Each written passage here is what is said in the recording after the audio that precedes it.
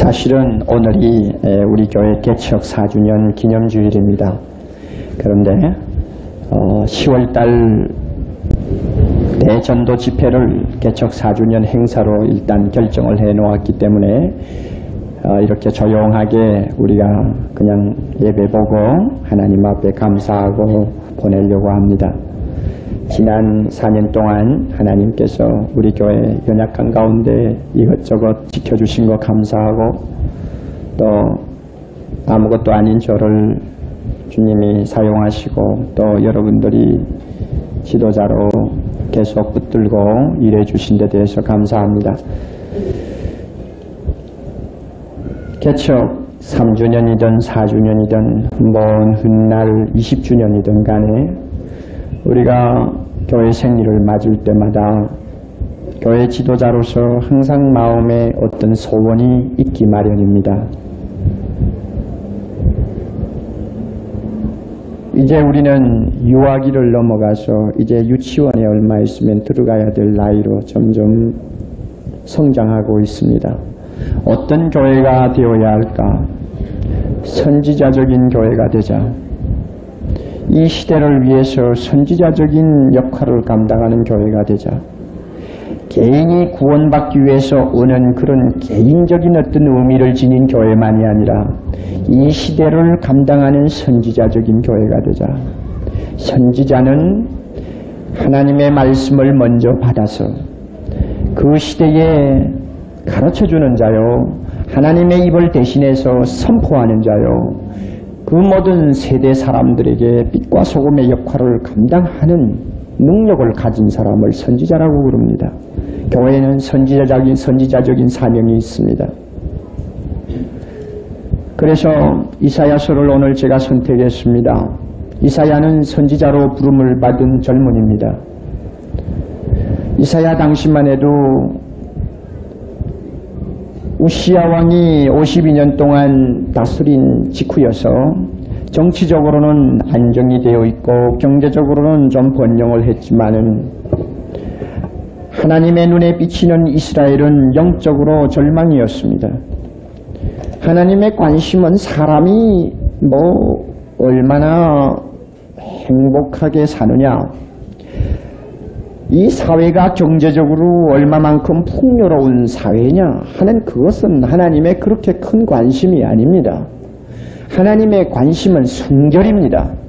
얼마만큼 내 뜻대로 사는 국가냐, 하나님의 뜻에 일치하게 어느 정도로 살려고 노력하는 개인이냐, 이 순결에 하나님의 관심은 집중되어 있습니다.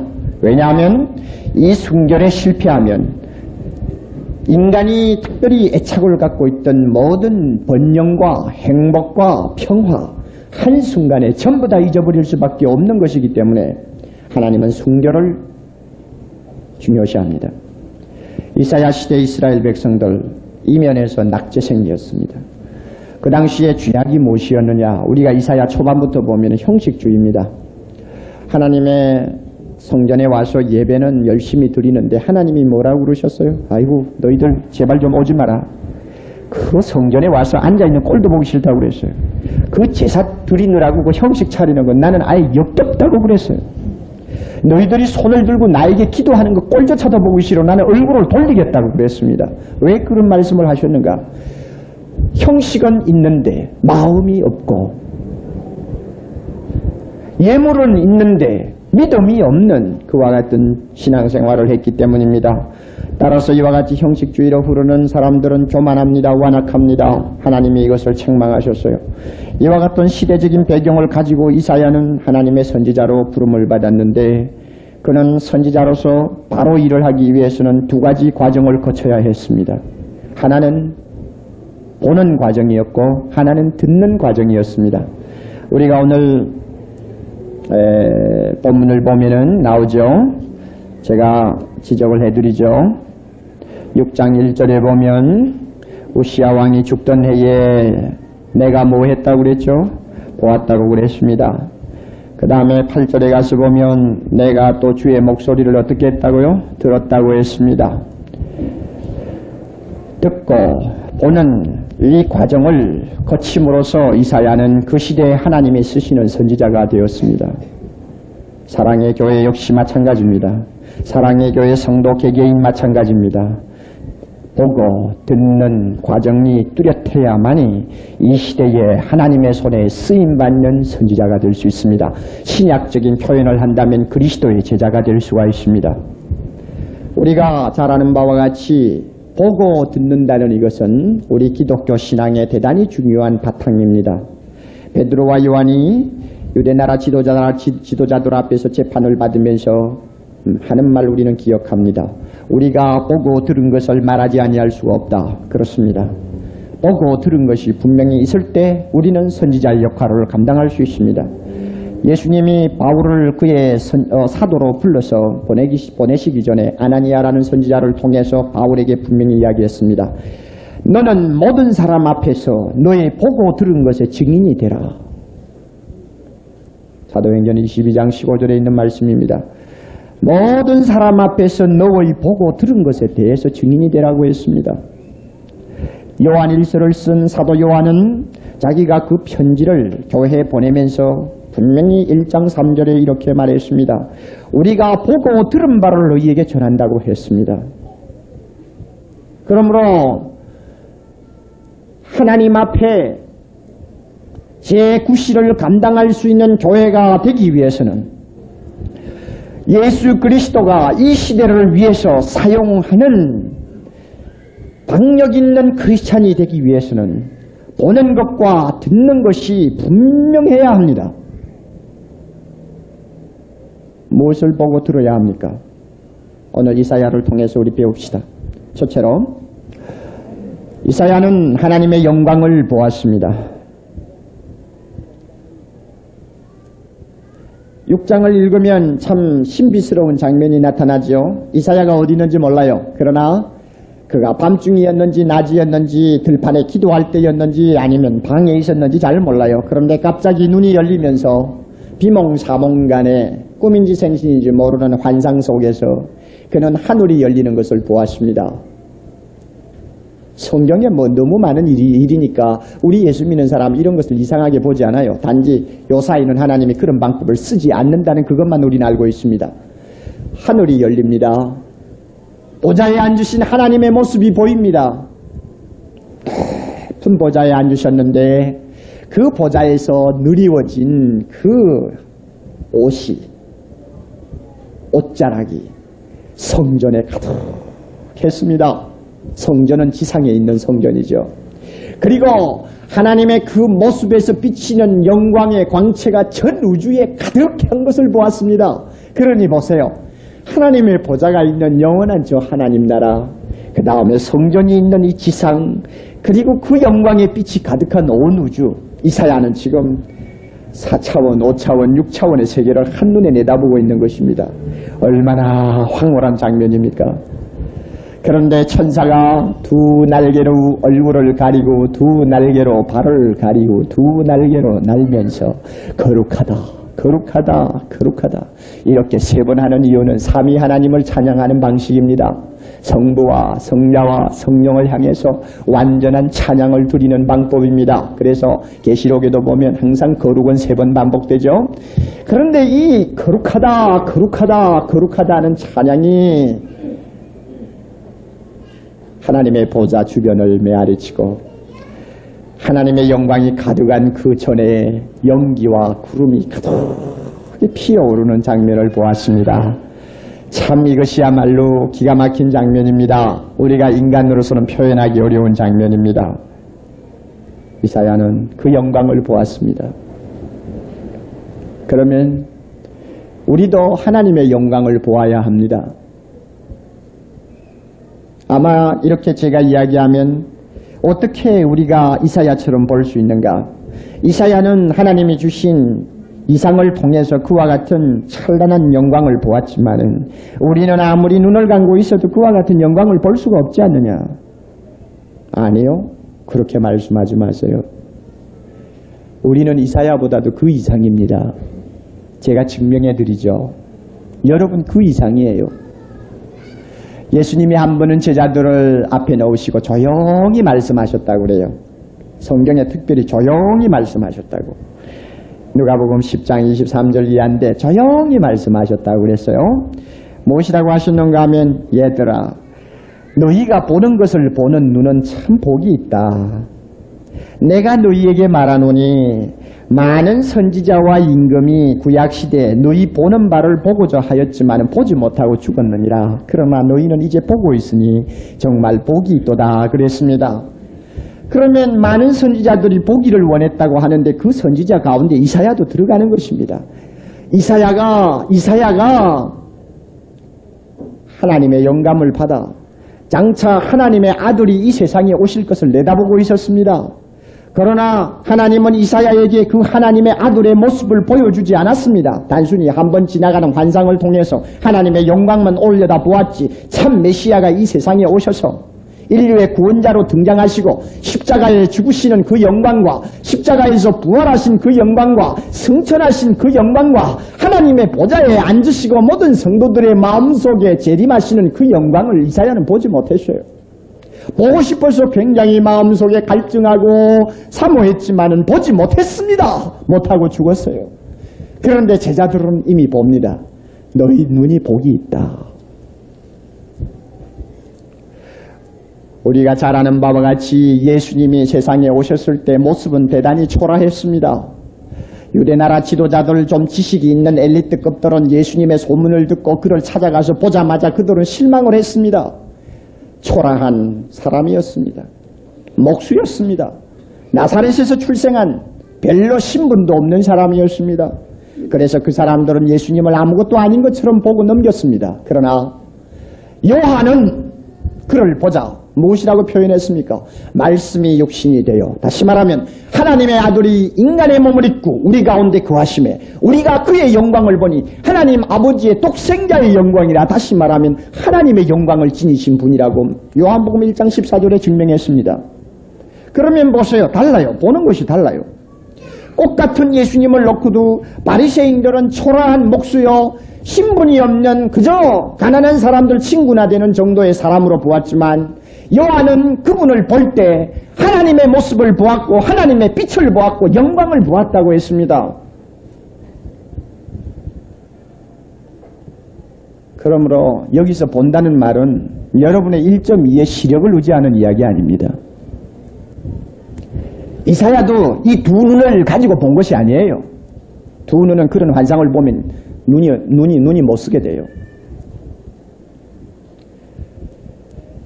우리는 이사야 이상입니다. 왜냐하면 예수 그리스도를 지금 보고 있습니다. 성경을 펼 때마다 지상에 오셔서 갈릴리 바다로 거니시는 주님의 거룩한 모습, 영광의 모습을 봅니다. 환자들을 앞에 놓으시고 고치시는 그 아름다운 영광스러운 모습을 봅니다. 나중에 십자가에서 우리의 모든 죄를 지고 골고다를 향하시는 그 묵묵히 걸어가시는 모습을 봅니다. 부활하신 영광스러운 모습을 봅니다. 성경을 펼 때마다 다 보여요. 다 보여요.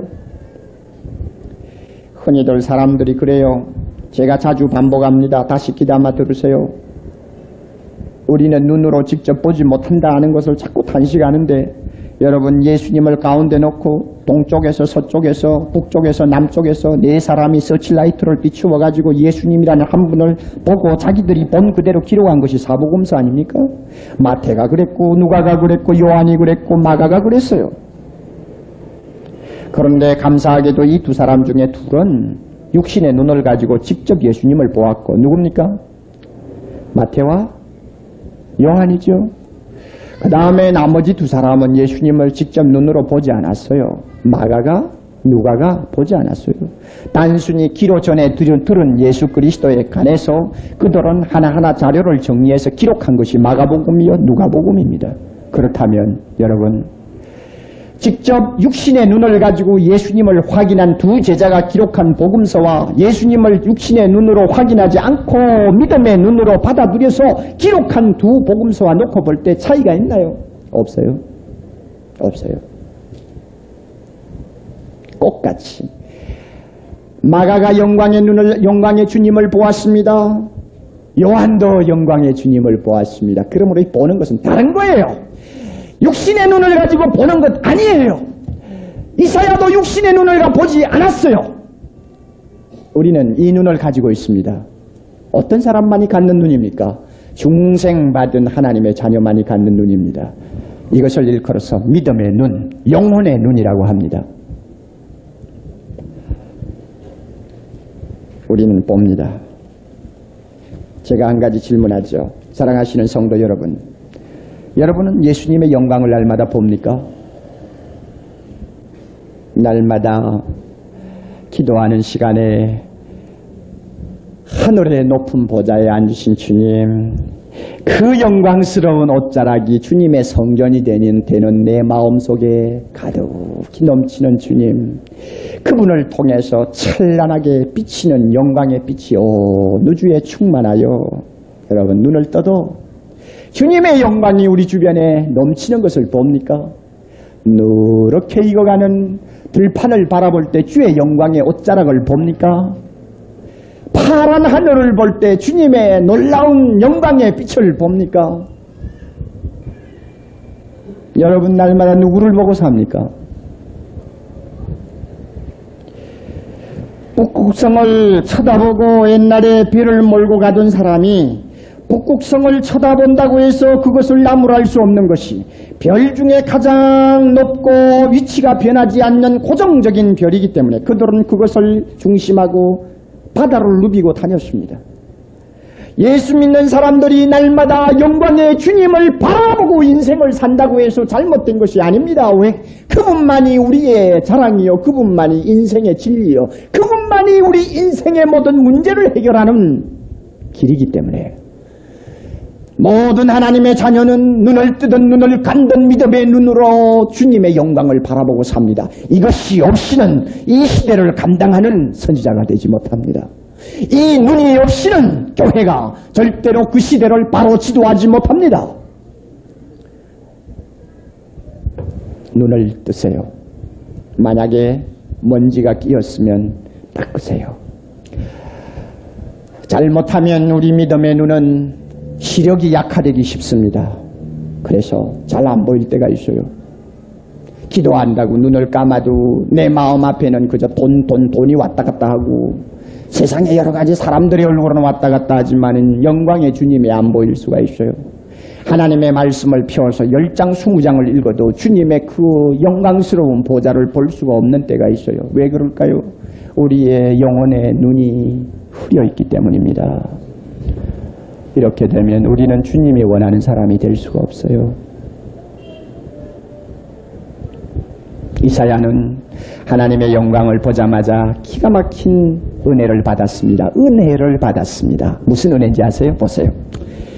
하나님을 대면하고 보니까 자기를 보게 됐어요. 이야, 주님, 이거 참 이렇게 더럽고 이렇게 추악한 내가 하나님을 보았습니다. 하나님 아버지, 나는 입술이 부정한 사람입니다. 왜 특별히 입술을 가지고 이야기를 할까요? 이사야는 선지자로 부름을 받았기 때문에 말을 해야 되는 사람입니다. 하나님의 나팔이 되어야 될 사람입니다. 그러니 다른 지체도 다 나쁘지만은 특별히 내 입술이 더러운 것처럼 보였습니다. 그러니 주님, 내가 이 더러운 입술을 가지고 어떻게 주님의 일을 할 수 있습니까? 그런데 갑자기 하나님의 제단에서 천사가 화젓가락으로 아주 뜨겁게 타는 숯불 하나를 들고 오더니 입에다 댑니다. 자, 이제 이것이 내 입에 대었으니 내 악이 제하여 죽고 내 모든 더러운 것이 다 씻어졌느니라. 그 다음에 이사야가 그 말을 듣고 얼마나 감격했는지 기록은 없습니다만 상상할 수가 있어요. 은혜를 받은 것입니다. 여러분, 하나님의 영광을 바로 보는 자에게 이런 은혜가 따라옵니다. 그래서 요한도 그랬죠. 우리가 독생자의 영광을 보니 은혜와 진리가 충만하더라 그랬죠. 은혜가 충만해요. 은혜가 무엇입니까? 나를 바로 발견하는 것이 은혜입니다.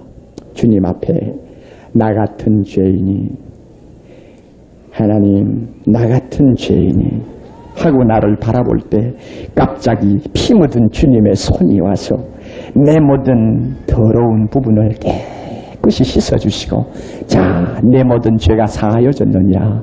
하나님이 너를 깨끗이 씻어주시고 용서해 주셨느니라. 자, 일어나라. 하나님이 나를 위해서 이 놀라운 일을 해주셨다는 것을 발견하는 것이 은혜입니다. 은혜가 뭐예요? 바로 그것입니다. 성도가 누굽니까? 하나님의 영광을 바라보고 드디어 은혜를 받는 사람입니다. 나를 알고 하나님이 나를 위해서 해주신 이 놀라운 축복을 발견하는 것이 은혜인데, 여러분, 이것이야말로 얼마나 중요한지 모릅니다. 사랑하시는 여러분, 하나님이 여러분의 더러움과 악함을 다 용서하시고 씻어주셨다는 은혜를 날마다 체험합니까? 길을 가면서도 그거 생각하면 감사합니까?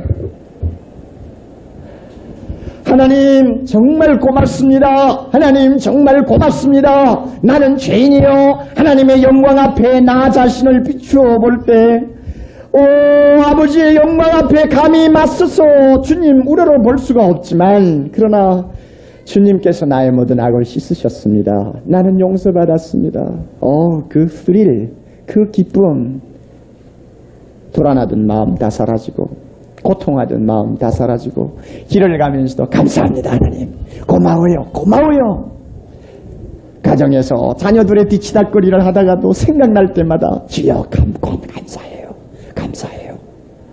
나를 이렇게 깨끗이 용서해 주시니 감사합니다.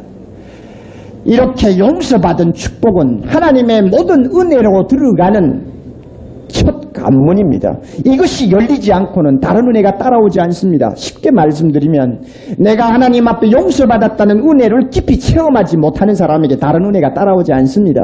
왜? 이것이 열쇠이기 때문에. 이 자물통이 열려야 됩니다.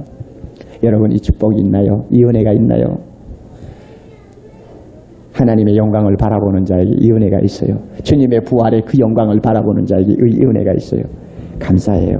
정말 멋있어요. 하나님 앞에 용서받았다는 이것만큼 기가 막힌 은혜가 없어요. 우리 사랑의 교회 성도들이 이런 은혜 속에서 날마다 충만해야 합니다. 다른 은혜도 좋아요. 여러분 다 좋지만, 나 같은 죄인이 어떤 존재인데 하나님 앞에 어떻게 용서받았다는 이 사실을 여러분 좀 아세요. 눈이 캄캄하면 이거 몰라요. 이거 보지 못해요. 사랑의 교회, 어떤 은혜를 받는 교회가 될까?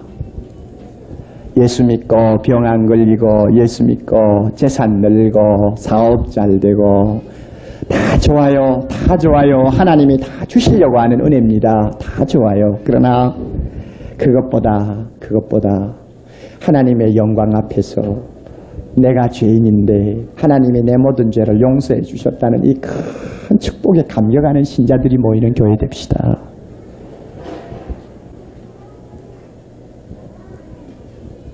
저 뒤에 앉아 계시는 분들 귀를 잘 기울이세요. 여러분에게 이 감격이 있습니까? 이 은혜가 있어요. 그러면 여러분들은 하나님의 쓰임을 받을 수 있습니다. 그러나 용서받았다는 기쁨과 긍지가 없이는 우리는 일하지 못합니다. 드디어 이사야는 두 번째로 하나님의 소명을 들었습니다. 이사야가 자기 죄가 다 용서받고 이제 선지자로서 앞으로 나가서 전해야 되는데 항상 불안하게 느꼈던 자기 입술이 하나님 앞에 깨끗함을 받았다는 걸 알았을 때 가슴이 그저 뛰고 흥분을 감출 수 없을 만큼 기쁨이 넘쳤습니다. 그래서 하나님의 영광을 바라보고 감격하고 감사하고 있는데 음성이 들렸어요. 세미한 음성이 들렸습니다. 사람을 찾는 음성입니다. 사람을 찾는 음성. 내가 누구를 보낼까? 누가 우리를 위하여 갈고? 이때 우리는 하나님이 자기를 가르쳐서 하는 말씀입니다. 삼위 하나님을 가르쳐서 말씀하는 복수입니다. 누가 우리를 위해서 가겠는가? 그 음성이 들립니다. 우리가 분명히 압니다. 하나님 앞에 용서함을 받은 그 기쁨을 안고 그 은혜 속에 감격하는 자의 귀에는 하나님이 사람을 찾는 음성이 들립니다. 사무엘이 들었습니다. 바울이 들었습니다. 위대한 우리의 믿음의 선배들이 들었습니다. 우리도 듣습니다.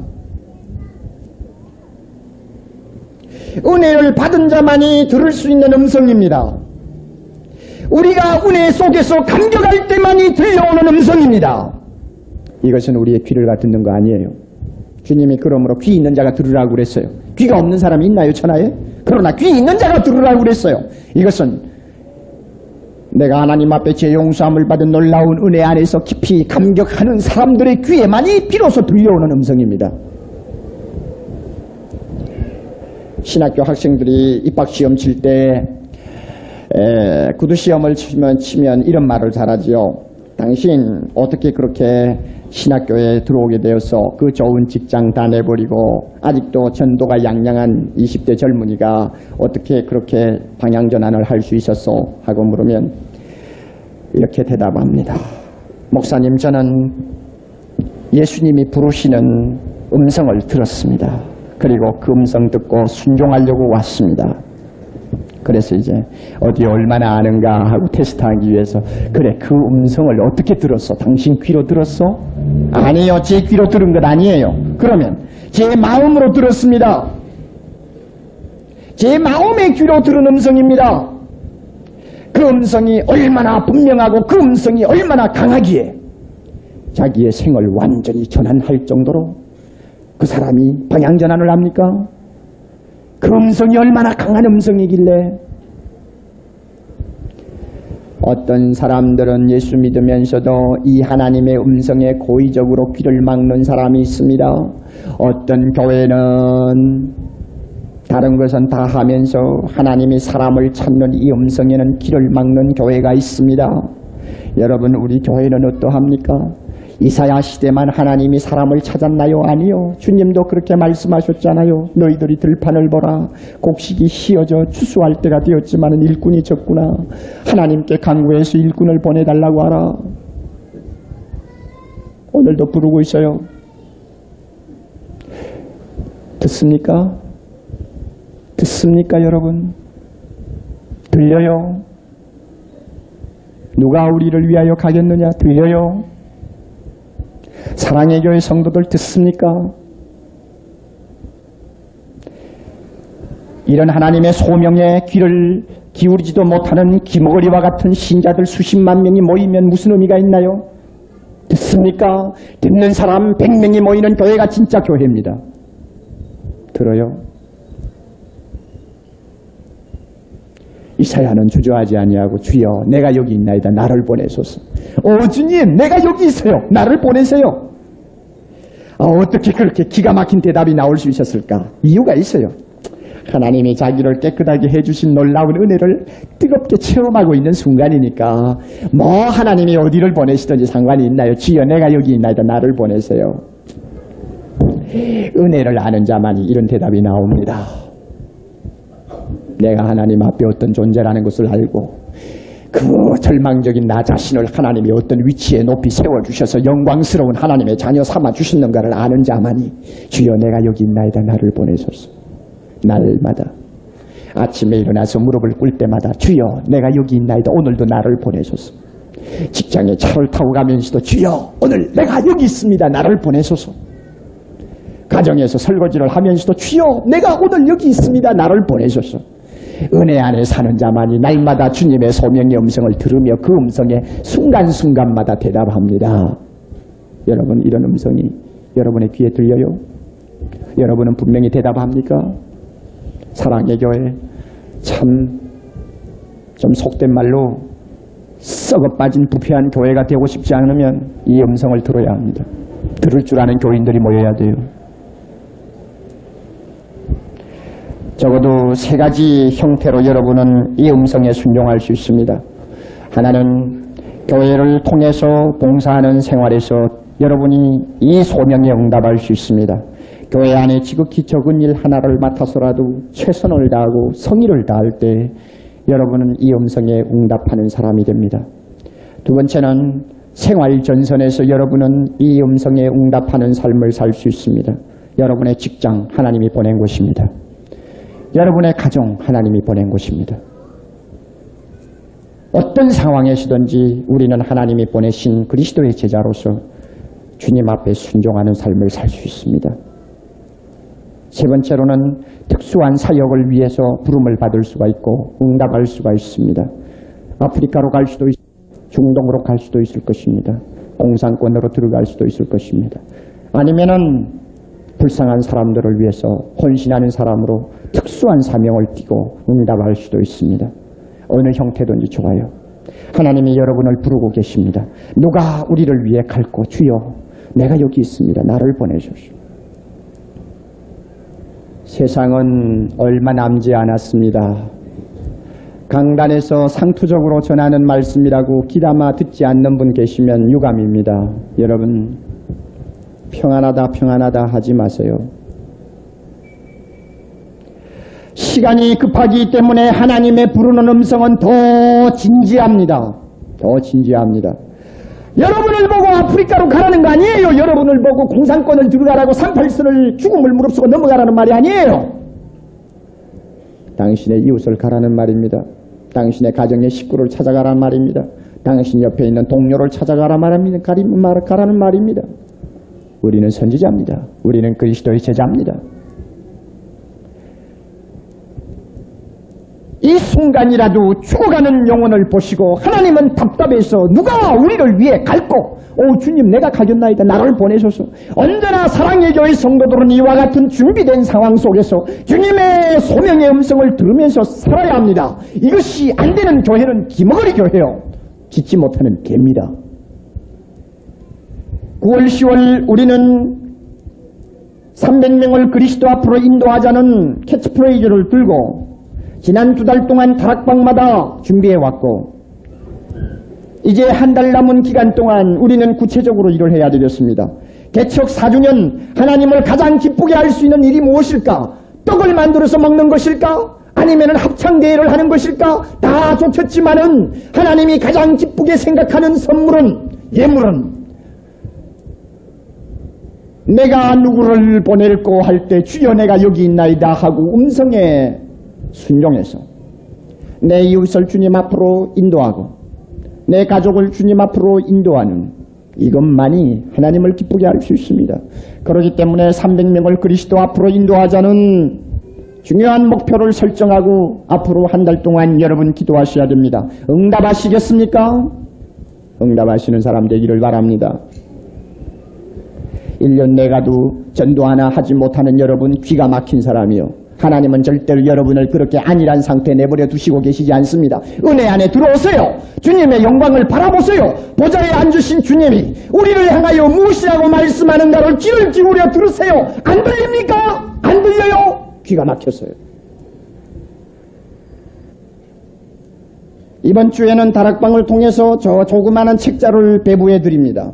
다락방에 소속되지 아니한 분들은 수요일이나 주일날 올 때 저 데스크 위에 당신이 전도하는 자를 위해서 찾아가서 전해주시오 하고 준비를 해놓고 있을 것입니다. 여러분 300원 내고 사서 여러분이 전도하고 싶은 사람에게 찾아가서 전하세요.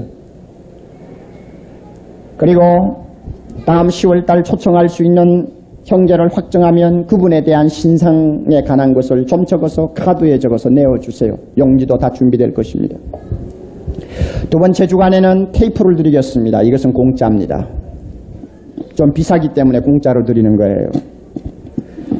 설교 테이프를 드릴 테니까 꼭 같은 사람에게 갖다 드리세요. 사람을 바꾸면 안 됩니다. 딱 확정하시고. 그 다음에 세 번째 주간에는 교회 신문을 여러분에게 배부해 드리겠습니다. 갖다 드리세요. 마지막 네 번째 주간에는 초대장을 드리겠습니다. 전하세요. 그리고 전도 집회에 모시고 나오세요. 그것이 여러분이 하나님의 음성에 응답하는 것입니다. 며칠 전에 우리 대학부 형제 친척 중에서 암으로 고생하는 50대 어른이 한 분 계셔서 하도 좀 와봐달라고 그래서 갔습니다. 우리 교회 교인도 아니고 그런데 제가 찾아가 드렸어요. 그렇게 건장하게 생긴 어른이 그냥 위암에 딱 걸리니까 맥을 추지 못해요. 그냥 자리에 누워 계세요. 병원에서도 손을 완전히 들었어요. 본인은 암인지도 몰라요. 가서 복음을 전했습니다. 요즘에 왜 그렇게 암이 많죠? 그저 하루가 멀다 하고 저는 우리 교회 교인들 관계되는 친지니 부모 형제니 하루가 멀다 하고 암 환자가 생깁니다. 요즘엔. 지난 한 주간은 내내 그래요. 아마 제 손가락 10명이 더 넘어요 지금. 다행히 참 신앙생활 잘하는 사람에게 아직 그런 일이 안 일어나는 것은 제 주권에서 참 감사합니다. 참 고맙게 생각하고 있어요. 도대체 우리가 살고 있는지 살고 있지 않는지 하나님이 없다고 한다면 좀 물어보고 싶어요. 내가 지금 걸어다닌다고 해서 내 자신이 아니에요. 하나님의 생명의 손길이 나를 꽉 붙들지 않냐면 도대체 이놈은 어느 기간에서 무슨 일이 벌어지는지 내 몸속을 누가 압니까?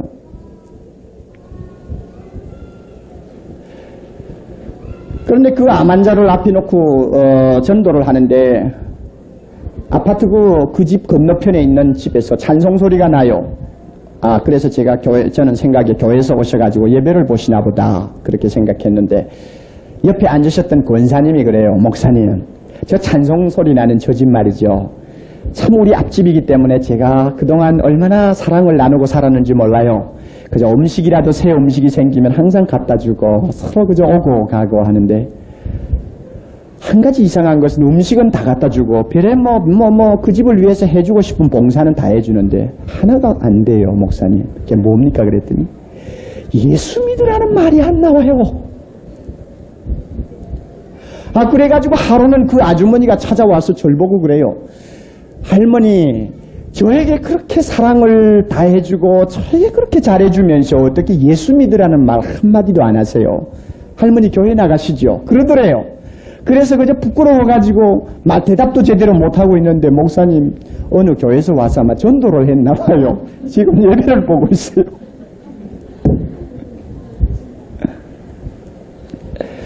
그 권사님 나쁜 것 아니에요.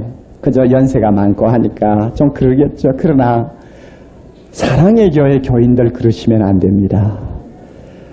누가 우리를 위하여 갈고 오늘도 주님께서는 사람을 찾고 있습니다.